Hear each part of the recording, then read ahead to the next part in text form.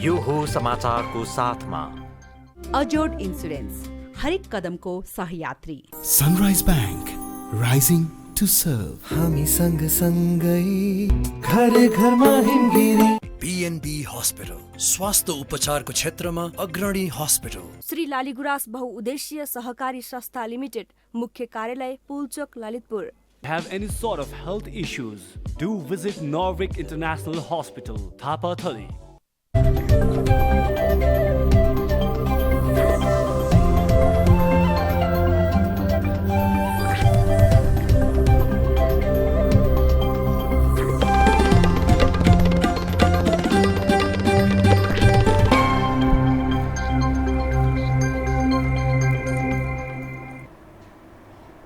नमस्कार, यो हो समाचारमा स्वागत छ। म दिपेश घिमिरे। म अपेक्षा तिमिल सेना। सुरु गरौँ अहिलेसम्मका प्रमुख समाचारबाट।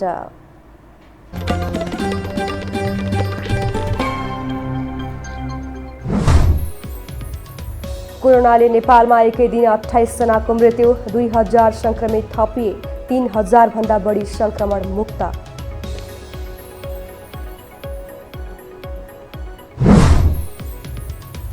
दस दिने युद्ध विराममा पनि नेकपाका नेता आरोप प्रत्यारोपमै व्यस्त। अध्यक्षद्वयबीच सहमति हुने र पार्टी एक रहनेमा शङ्का।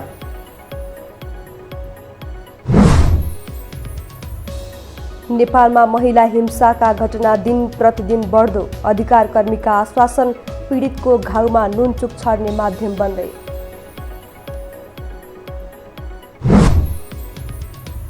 नेप्से परिसूचक 1888 अङ्कको नजिक। साताको चौथो दिन आज झन्डै 65 अङ्कले बढ्यो।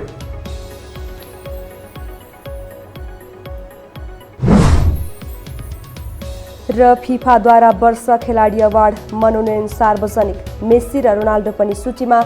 विजेता डिसेम्बर 17 घोषणा हुने।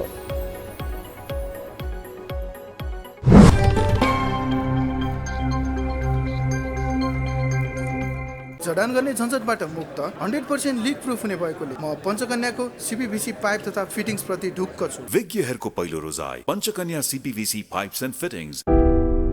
For every mile you conquer, there is a thrust. For every bit of pride you achieve, there is a thrust.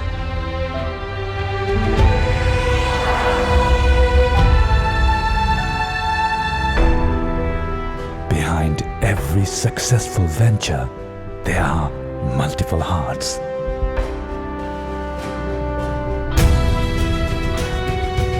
Behind every blissful individual, there is a thought.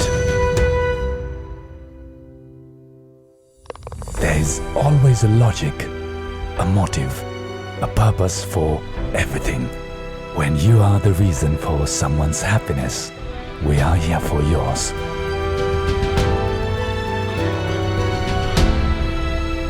Bravo Bank, a reason for your success.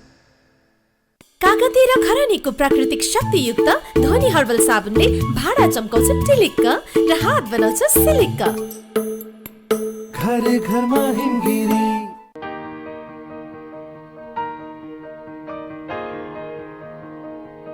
छोरा, मैले पाएँ तिम्रो पसिनाको कमाई मेरो मुठीमा छ। तिम्रो पसिनाको कमाई मेरो मुठीमा छ। सन्तानको विश्वास आमा, आमाको विश्वास गरिमा, गरिमा विकास ब्याङ्क, एक्सेस टु अल। होममा डिलर दाइको डिस्काउन्ट सबैलाई, होमले ल्यायो खुसी सबैजनालाई। अब फन्ड ट्रान्सफरबाट वार्षिक रिचार्ज गरी बम्पर डिस्काउन्ट र 2 भाग्यशाली ग्राहकहरूलाई 1 लाख नगद उपहार सहित 2 वर्ष रिचार्ज गर्दा लकी ड्रमा डबल मौका पाउनुहोस् र मजाले रमाउनुहोस्। डिश होम, खुसी अन गरौँ।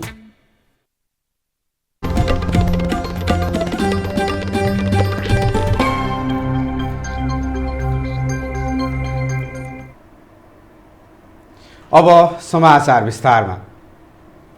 नेपालमा कोरोना संक्रमणका कारण थप 28 जनाको मृत्यु भएको छ। स्वास्थ्य तथा जनसङ्ख्या मन्त्रालयका अनुसार यससँगै मृत्यु हुनेको सङ्ख्या 1389 पुगेको छ। त्यस्तै पछिल्लो 24 घण्टामा देशभर 1948 जनामा संक्रमण पुष्टि भएको छ। त्यस्तै 24 घण्टामा 3140 जना संक्रमण मुक्त भएका छन्। मन्त्रालयका प्रवक्ता डाक्टर जागेश्वर गौतमका अनुसार हाल देशभर 16,639 संक्रमित उपचाररत रहेका छन्।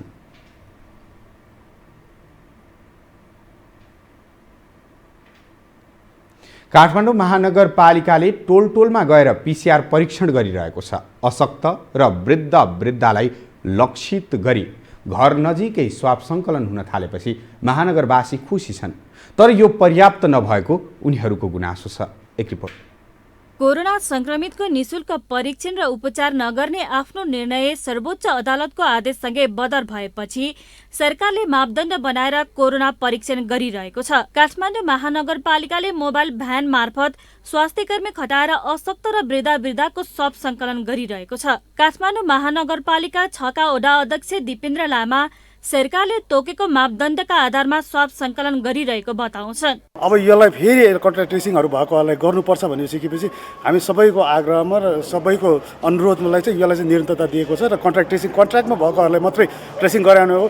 हामी यहाँ कस्तो अहिले आइरहेछ भने म अहिले 14 दिन भयो 15 दिन भयो मेरो टेस्ट गराउनु पर्यो भनेर चाहिँ यसलाई चाहिँ सबैले बुझ्नुपर्छ कि यस 13 दिन 14 दिन तिनीहरूलाई चाहिँ नगरे पनि हुन्छ। जो कन्ट्र्याक्टमा भएको छ, जो बिरामी छ, त्यसमा भएकोहरूलाई मात्रै गराउने हो। यो महानगरले आफैले स्वाब सङ्कलन गर्न थालेपछि स्थानीय बासिन्दा पनि खुसी भएका छन्, तर स्वाब सङ्कलन कार्य सबैको पहुँचमा पुग्न नसकेको उनीहरूको भनाइ छ। एकदम राम्रो इनिसिएटिभ हो, किनभने कम्युनिटी लेभलमा अब सबैजना सँगै बस्नुहुन्छ है, त्यसले गर्दाखेरि अब एकजना दुईजनाको सबैजनाको टेस्ट गरेर बिस्तारै गर्दाखेरि चाहिँ पुरै कम्युनिटी नै सेफ हुने कुरा हो यो चाहिँ।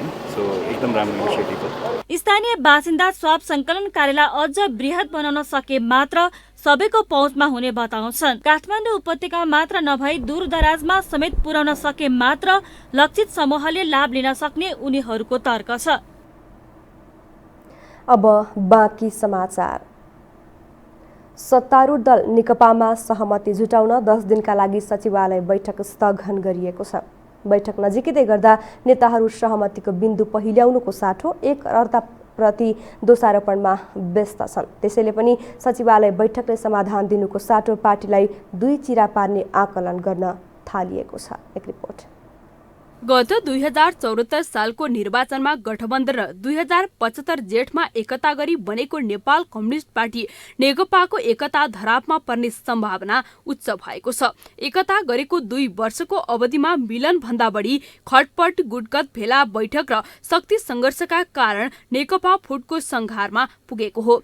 तनाव हल गर्न गत मङ्सिर 3 गते पनि सचिवालय बैठक आयोजना गरियो। सहमति गर्ने भनी 10 दिनको समय पनि छुट्याइयो, तर यो अवधिमा एउटाले अर्को गुटका नेता सिद्ध्याउने बाहेकका प्रयास हुनै सकेका छैनन्। पार्टी र सरकारलाई यथास्थितिमा नराखिकन सकारात्मक क्षेत्र अगाडि बढाउने भन्ने सन्दर्भमा जे निर्णय भएका थिए त्यो निर्णय कार्यान्वयनको प्रक्रियामा अगाडि बढेन र त्यसको परिणामस्वरूप विभिन्न खालको घटनाहरू पनि देखा परिराखेका छन्। त्यसले गर्दाखेरि पार्टीमा फेरि एकपटक के हो त भन्ने आशंका पैदा भएको छ। अझ अध्यक्ष पुष्पकमल दाहाल लगायतले पार्टीको बैठक बोलाउन अर्का अध्यक्ष एवं प्रधानमन्त्री केपी शर्मा ओलीलाई पेश गरेको पत्रपछि दुई बीचको दोहोरीले विवाद झनै उत्कर्षमा पुगेको छ। दाहालले लेखेको पत्रलाई भ्रमको पुलिन्दा भन्दै फिर्ता नभए बैठक नै नबस्ने खालका अभिव्यक्ति समेत ओली पक्षबाट आइरहेको छ भने महासचिव विष्णु पौडेल त सचिवालय नै विघटन गर्नुपर्ने प्रस्ताव समेत राख्न थालेका छन्। परिवर्तनको संवाहक मानिएका दलका नेताहरूको यस प्रकारको व्यवहारले लोकतान्त्रिक व्यवस्थामाथि नै व्यङ्ग्य गरेको विश्लेषकको तर्क छ। अनि आफ्नो कुरा लाग्ने पनि हो, तिमीहरूले यो कुरा थाहा पाउनु पर्यो, जान्नु पर्यो भन्ने कुरा पनि हो, तर यो प्रवृत्तिलाई चाहिँ तानाशाही प्रवृत्ति भनिन्छ। अर्का कुरा नसुन्ने, अरूले के भनिरहेछन् भन्ने छलफल नगर्ने, त्यसले तपाईँको पार्टीलाई ध्वस्त बनाउँछ अनि त्यसले तपाईँको चाहिँ कम्युनिटीको विश्वास हराउँछ हैन। यिनै कार्यकर्ताहरूले गएर तपाईँको गाउँमा गएर भन्ने हो हैन, मतलब पार्टीको छवि, पार्टीको नेताको बारेमा कुराकानीहरू गर्ने, राम्रो कुरा गर्ने त उनीहरूले हो। र त्यस्तो खालको कुरा गर्नलाई एउटा वातावरण बनाउनु पर्ने हुन्छ।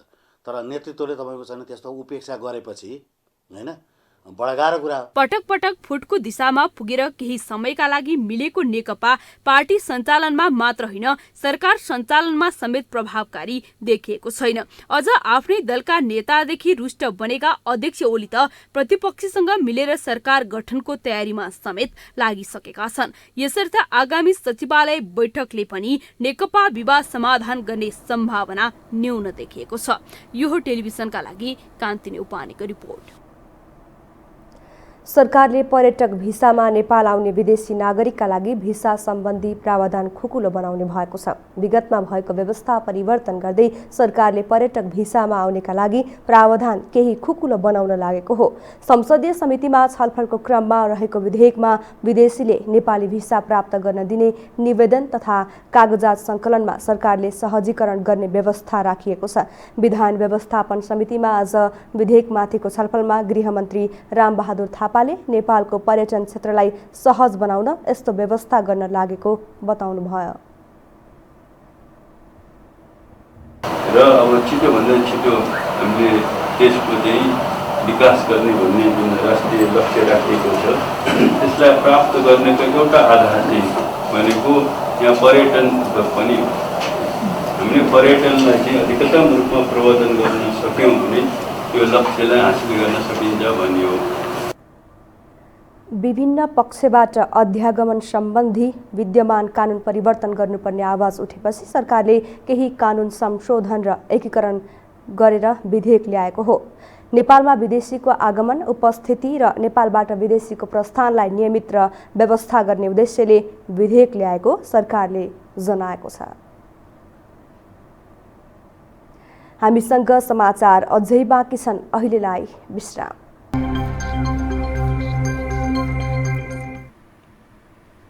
विश्रामपछि स्वागत छ। अब बाँकी समाचार। महिला हिंसा विरुद्ध काम गर्न भनेर नेपालमा सयौं गैर सरकारी संस्थाहरू कार्यरत छन्।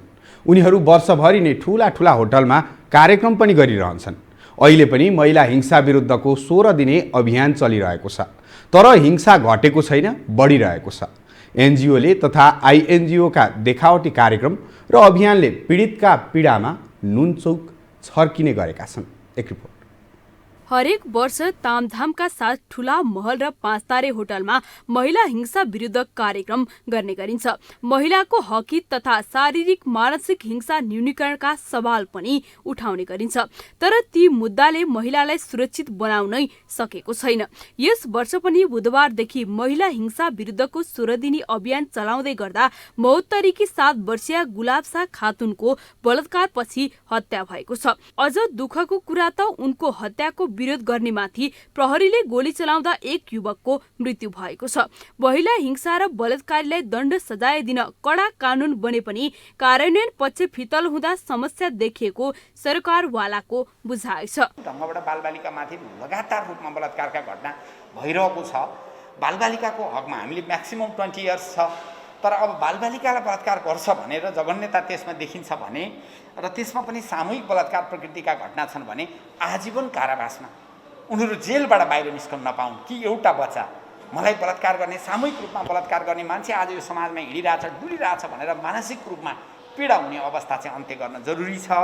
तर मृत्युदण्ड भन्ने कुरा चाहिँ हामी अगाडि बढिसक्यौँ, मृत्युदण्ड हुन सक्दैन। मंगलबार बलात्कारपछि हत्या गरेकी 7 वर्षीय खातुन त प्रतिनिधि पात्र मात्र हुन्। 2 वर्ष अघि बलात्कारपछि हत्या गरेकी निर्मला पन्त, सम्झना कामी लगायतका थुप्रै छोरी चेलीहरू हिंसाको शिकार भएर अकालमै ज्यान गुमाइरहेका छन्। नेपालको संविधानको धारा 38 ले महिलामाथि शारीरिक, मानसिक वा यौनजन्य जुनसुकै कार्य गर्नेमाथि कडा दण्ड सजाएर क्षतिपूर्तिको व्यवस्था गरेको छ। त्यस्तै मानवाधिकारको विश्वव्यापी घोषणापत्र 1948, महिला हिंसा उन्मूलन सम्बन्धी घोषणापत्र, महिलामाथि हुने सबै प्रकारका विभेद उन्मूलन र चौथो विश्व महिला सम्मेलन लगायतले महिला हिंसामा दण्ड सजायको व्यवस्था गरेको छ। राष्ट्रिय र अन्तर्राष्ट्रिय स्तरमै कडा कानून बने पनि परम्परागत सोच पुरुषवादी चिन्तन र प्रवृत्तिका कारण महिला हिंसामा कमी आउन नसकेको सरोकारवालाहरू बताउँछन्। दूषित मनोवृत्तिसँग जोडिएको कुरा हो। त्यसले गर्दाखेरिमा एउटा त्यो हो। अर्को भनेको चाहिँ हाम्रो जुन खालको चाहिँ नि समाजमा एउटा लैङ्गिक दृष्टिकोण र लैङ्गिक सम्बन्ध छ, त्यो सम्बन्धले पनि अब यसमा चाहिँ नि धेरै काम गरेको छ भन्ने नै लाग्छ। र अर्को चाहिँ अब कानुनको कार्यान्वयनको कुरा पनि जति कडा हुनुपर्ने थियो त्यो खालको नभइसकेको खालको स्थिति हुँदा कानुन त हामीले बनायौँ, धेरै समय खर्च गरेर हामीले कानुन त धेरै कानुनहरू बनाएका छौँ, तर ती कानुन चाहिँ अझै पनि प्रभावकारी ढङ्गबाट चाहिँ नि त्यो कानुन कार्यान्वयन हुन सकेको छैन। त्यो पनि हो एउटा कारण चाहिँ। महिला हिंसा न्यूनीकरणका लागि थुप्रै कानुन संशोधन गरिए पनि घटना भने झनै बढ्न थालेको छ। अझ सरोकारवालाको देखावटी प्रयासले त पीडितको पीडामा नुनचुक छर्ने काम मात्रै गरेको छ। यो टेलिभिजनका लागि कान्तिनी उपानेको रिपोर्ट। हज समितिका अध्यक्ष शमशेर मियाले आर्थिक अनियमितता गरेको भन्दै सदस्यहरूले गृह मन्त्रालयमा उजुरी दर्ता गराएका छन्। गृह मन्त्रालयमा उजुरी दर्ता गराएका समितिका सदस्यहरूले मुस्लिम आयोगमा समेत ध्यानाकर्षण गराएका हुन्।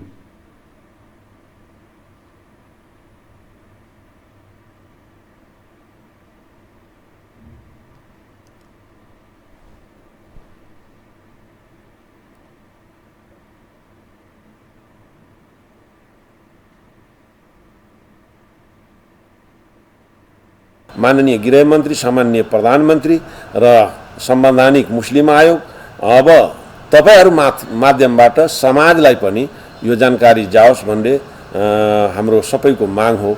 एक कुरा यो, अब यसमा त उही छ, अब हाजीहरूको लगभग व्यवस्थापनमा उहाँले पुग केही कमो बेसी लगभग 3 करोड रुपैयाँको हेनाबेना गर्नुभएको छ।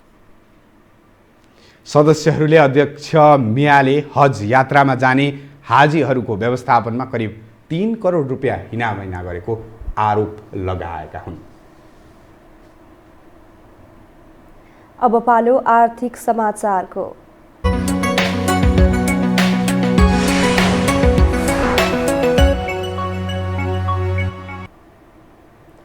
सुदूरपश्चिम प्रदेश सरकारले पहिलो चौमासिकमा कुल बजेटको 6.29% अर्थात् 2 अर्ब 9 करोड 86 लाख 36 हजार रुपैयाँ खर्च गरेको छ। चालु आर्थिक वर्ष 2077-78 को प्रथम चौमासिक सम्मको बजेट खर्च र राजस्व सङ्कलनको अवस्था सार्वजनिक गर्दै आज आर्थिक मामिला तथा योजना मन्त्री झपट बोहराले गत वर्षभन्दा 1.76%ले खर्च वृद्धि भएको बताउनुभयो। उहाँले गत वर्ष पहिलो चौमासिकमा कुल बजेटको 4.53% मात्रै खर्च भएकोमा यो वर्ष चालुतर्फ 1 अर्ब 10 करोड 47 लाख 50 हजार पुँजीतर्फ 79 करोड 38 लाख 76 हजार खर्च भएको बताउनुभयो। तर्फ 79 करोड 38 लाख 76 हजार खर्च भएको छ, जुन विनियोजनको तुलनामा 5.93% हुन आउँछ, जबकि गत आर्थिक वर्ष 76-77 को सही अवधिमा पुँजीगत तर्फ 3.52 मात्र खर्च भएको थियो। गत वर्षको भन्दा समीक्षा अवधिमा 2.41%ले बढी खर्च गर्न प्रदेश सरकार सफल भएको छ। यस्तै राजस्वतर्फ पनि गत वर्षभन्दा प्रगति भएको छ। मन्त्री बोहराले चालु आर्थिक वर्षमा 76 करोड 70 लाख 30 हजार राजस्व सङ्कलन गर्ने लक्ष्य रहेकोमा पहिलो चौमासिकमै 31 करोड 9 लाख 66 हजार रुपैयाँ सङ्कलन भएको बताउनुभयो। चालु आर्थिक वर्षमा सुदूरपश्चिम प्रदेश सरकारले 33 अर्ब 38 करोड 13 लाख 58 हजार बराबरको बजेट विनियोजन गरेको थियो। मन्त्री बोहराले यो वर्ष 90% भन्दा बढी बजेट खर्च हुने दाबी समेत गर्नुभयो। नेप्से परिसूचक 1888 अङ्कको नजिक पुगेको छ। साताको चौथो दिन आज शेयर बजारमा परिसूचक नेप्से झन्डै 65 अङ्कले बढेर 362.33 अङ्कमा बन्द भएको हो। कारोबारमा आएका मध्ये होटल समूहको सूचक मात्रै घटेको छ, बाँकी सबै समूहका सूचक बढेका छन्। एक रिपोर्ट। साताको चौथो कारोबारको दिन बुधबार नेप्से परिसूचक 64.70 अङ्कले बढेर 1874.81 अङ्कमा बन्द भएको छ। सेन्सेटिभ परिसूचक पनि 12.96 अङ्कले बढेर 362.33 अङ्कमा बन्द भएको छ। दिनभर 196 कम्पनीको 5 अर्ब 13 करोड 18 लाख 86 हजार 488 रुपियाँको 1 करोड 47 लाख 89 हजार 303 किता सेयर खरिद बिक्री भएको छ। बुधबार कारोबारमा आएका मध्ये होटल समूहको सूचक मात्रै घटेको छ। बाँकी सबै समूहका सूचक बढेका छन्। सबैभन्दा धेरै व्यापार समूहको सूचक 7.93% बढेको छ। उत्पादन तथा प्रशोधन समूह 7.32%, अन्य समूह 6.72%, लघुवित्त समूह 3.86%, निर्जीवन बीमा समूह 3.31% र बैंकिङ समूह 2.97%ले बढेको छ। त्यस्तै विकास बैंक समूह 1.37%, फाइनेन्स समूह 1.72%, जलविद्युत समूह 1.71%, जीवन बीमा समूह 1.74% र म्युचुअल फण्ड समूह 1.35%ले वृद्धि भएको छ। बुधबार सबैभन्दा धेरै कारोबार नेको इन्स्योरेन्सको संस्थापक शेयरको 42,29,98,000 रुपियाँ भन्दा बढीको कारोबार भएको छ। त्यस्तै दोस्रो धेरै कारोबार हुने कम्पनीमा नेपाल पुनर्बीमा कम्पनी रहेको छ। उसको 29,44,81,000 रुपियाँ बढीको कारोबार भएको छ। नबिल बैंकको पनि 23,19,48,000 रुपियाँको शेयर खरिद बिक्री भएको छ। बुधबार एनएमबी माइक्रो फाइनेन्स कम्पनीका शेयरधनी र विशाल बजार कम्पनीका शेयरधनीले 10%ले कमाएका छन्। नेपाल दूरसञ्चार कम्पनी, नेपाल पुनर्बीमा company, Ajod insurance, Shivam cement लगायतका कम्पनीका शेयरधनीले पनि झण्डै 10%ले कमाएका छन्। बजारमा उच्च वृद्धि भए पनि लक्ष्मी इक्विटी फन्डका इकाइ धनीहरूले सबैभन्दा धेरै 3.68%ले गुमाएका छन्। हामीसँग अन्तर्राष्ट्रिय र खेल समाचार बाँकी नै छन्। अहिलेलाई विश्राम।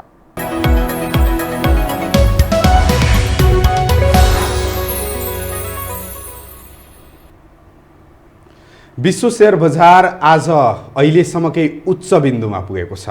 अबको केही समयमा नै कोरोना भाइरस विरुद्धको खोप आउने आशा र अमेरिकामा राष्ट्रपतिको निर्वाचनमा जित हात पारेका जो बाइडेनको टोलीले काम सुरु गरेसँगै शेयर बजारमा यसको सकारात्मक प्रभाव देखिएको हो। अमेरिकाको डाउ जोन्समा बुधबार पहिलो पटक 30,000 अङ्कभन्दा माथि पुगेको थियो।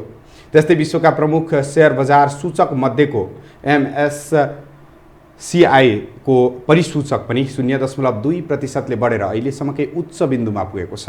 जापानको निक्कीमा पनि 1.7% को वृद्धि देखिएको छ। यससँगै निक्की इन्डेक्स 29 वर्ष यताकै उच्च बिन्दुमा पुगेको छ। यसअघि मङ्गलबार डाउ जोन्समा 1.54% को वृद्धि देखिएको थियो भने S&P 500 इन्डेक्समा 1.62% को वृद्धि देखिएको थियो। युरोपका मेजर इन्डेक्समा भने सामान्य गिरावट देखिएको छ। अब पालो खेल समाचारको।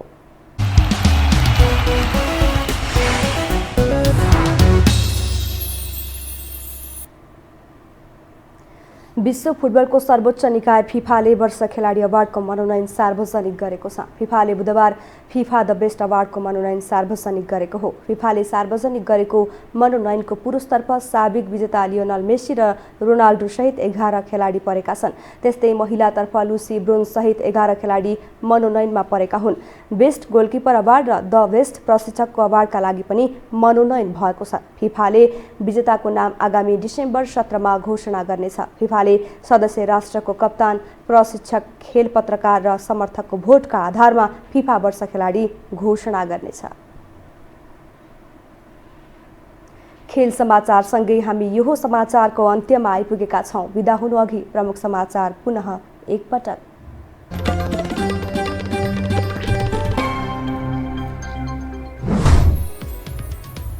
कोरोनाले नेपालमा एकै दिन 28 जनाको मृत्यु, 2000 संक्रमित थपिए, 3000 भन्दा बढी संक्रमण मुक्त।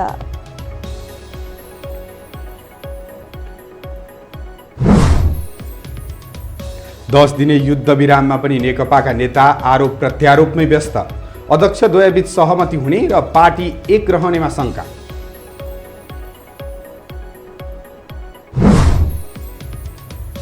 नेपालमा महिला हिंसाका घटना दिन प्रतिदिन बढ्दो, अधिकार कर्मीका आश्वासन, पीडितको घाउमा नुनचुक छर्ने माध्यम बन्दै।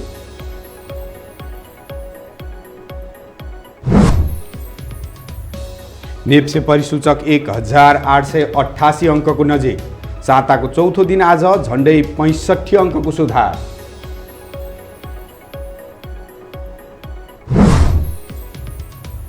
र फिफाद्वारा वर्ष खेलाडी अवार्ड मनोनयन सार्वजनिक। मेसी र रोनाल्डो पनि सूचीमा। विजेता डिसेम्बर 17मा घोषणा हुने।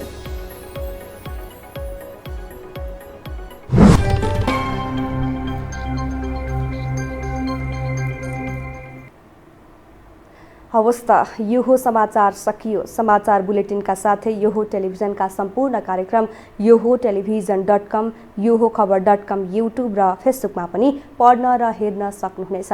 मोबाइलमा यो हो टिभी एप डाउनलोड गरी हामीलाई प्रत्यक्ष हेर्न सक्नुहुनेछ। तथ्यसहितको निष्पक्ष समाचारका लागि यो हो टेलिभिजन हेर्दै गर्नुहोला। नमस्कार।